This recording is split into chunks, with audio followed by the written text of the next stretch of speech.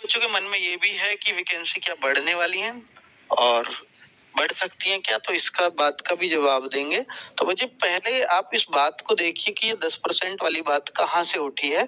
तो इन्होंने यहाँ लिखा है साफ साफ साफ कि हाँ, बोर्ड ने विभाग में तिमाही भर्ती प्रक्रिया में 2 मार्च को आरपीएफ के 4660 पदों पर भर्ती करने की घोषणा की है। इसमें 10% सीट अग्निवीरों के लिए आरक्षित होंगी। अब ये ऐसा लग रहा है बच्चों को कि 2 मार्च को कोई नई भर्ती आने वाली है क्या, और उसमें ये आरक्षित होंगी क्या? नहीं, 2 मार्च को ऑलरेडी आ चुकी थी भर्ती, और 10% का जो आरक्षण होगी, ये 10% का आरक्षण इस भर्ती पे इसलिए प्रभाव नहीं डालेगा क्योंकि अग्निवीर पहला जो बैच गया है वो 2022 में गया है, और अग्निवीर अगर आएंगे पहली बार तो 4 साल बाद आएंगे। अगर 4 साल बाद आएंगे तो 2026 या उसके बाद कोई भी आरपीएफ की भर्ती आएगी, 2025 में भी इसका असर नहीं पड़ेगा। अब कोई कहो, आप बच्चे कहें कि सर 3 साल बाद या 2 साल बाद ही कोई छोड़ के आ जाए तो वो अग्निवीर ही काउंट नहीं होगा, उसको कोई फायदा नहीं मिलेगा जब तक वो 4 साल पूरा नहीं करके आता है। ठीक है, तो अग्निवीरों को फायदा जो होना शुरू होगा, या आपको जो अग्निवीर नहीं है उनको नुकसान होना शुरू होगा, तो 2026 के बाद होगा। ठीक है, क्लियर बच्चों? तो अगर हम देखें कि एएलपी के 5696 पद, ये वैकेंसी बढ़ने वाली बात बता रहा हूँ, ये वैकेंसीज अब तक निकली हैं, इसमें मतलब निकली है कि एनटीपीसी तो अभी निकलने वाली है। तो 5696 से 18799 हुए, जो बहुत बड़ा नंबर बढ़ा है एकदम। बच्चे बहुत खुश हो गए थे एएलपी की इतनी वैकेंसी बढ़ने से। दूसरा, टेक्नीशियन की भी 9144 थी, और इसमें भी एक अच्छी बढ़ोतरी देखने को मिली, 5000 से ज्यादा पद बढ़ गए एक साथ। एनटीपीसी की भी जो इंफॉर्मेशन आ रही थी, हालांकि अभी भर्ती आई नहीं है, पर पहले जो ऑफिशियल लेटर था वो 10,884 पदों का चला था, लेकिन अब ये ग्रेजुएशन और 12th लेवल की मिलाकर के 19,599 की आज के अखबार में खबर है। ठीक है बच्चों, अब हम देखें आरपीएफ कांस्टेबल और एसआई की, ये 4660 पद हैं, 4660। तो ये क्या ये भी बढ़ गए? तो अभी कोई भी ऑफिशियल न्यूज इसके बारे में नहीं है। ठीक है, और रेलवे ने जो कैलेंडर में दी ना, उनमें कहीं कांस्टेबल एसआई का जिक्र भी नहीं होता।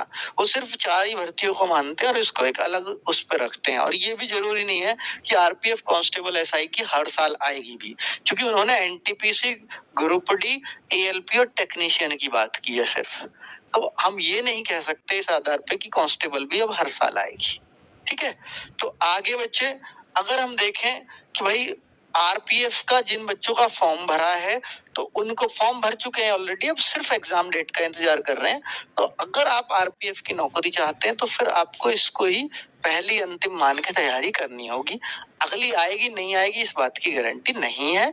तो अगर हम यहाँ पे देखें, जनरल अवेयरनेस 50 क्वेश्चन 50 मार्क्स इसमें आते हैं, रीजनिंग में 35 क्वेश्चन 35 मार्क्स, और अर्थमेटिक 35 क्वेश्चन 35 मार्क्स। यानी यहाँ एडवांस मैथ्स का जिक्र नहीं है, अर्थमेटिक लिख रहे हैं, मैथ्स नहीं लिख रहे हैं। टोटल 120 क्वेश्चन 120 मार्क्स के आते हैं, 1/3 की नेगेटिव मार्किंग होती है।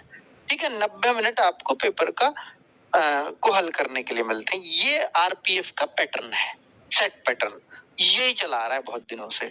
ठीक है, अब हम देखें क्या, एक तो सबसे अच्छी बात यह है कि पहले ना इसमें जोन वाइज कट ऑफ लगती थी, तो वो किसी जोन की तो एक बार नॉर्मलाइजेशन का अंतर था, हालांकि वो 120 में से 120 ही गई है, वो जो जनरल की कट ऑफ 120 में से 120, 120 का पेपर 120 का ही कट ऑफ। तो अब वहां क्या, वहां 30-30 मार्क्स, मान लो किसी के 90 थे 120 हो गए, तो नॉर्मलाइजेशन के मिल गए थे बच्चों को, इस वजह से वो ऐसी कट ऑफ गई। पर वो जोन वाइज थी, किसी जोन की ऐसे भी थी 90 100 के 105 110 के आसपास भी रही है, 90 100 के आसपास भी रही। तो अब की क्या है, इस बार से जोन वाइज कट ऑफ खत्म है, सीधी ओवरऑल एक कट ऑफ लगेगी, ये अच्छी बात है। ठीक है, आपको जोन चुनने की समस्या नहीं है। अब अगर हम देखें कि क्या वाकई 10% अग्निवीरों का कोटा रहेगा, फ्यूचर में रहेगा, पर इस भर्ती पे कोई भी अंतर नहीं पड़ना।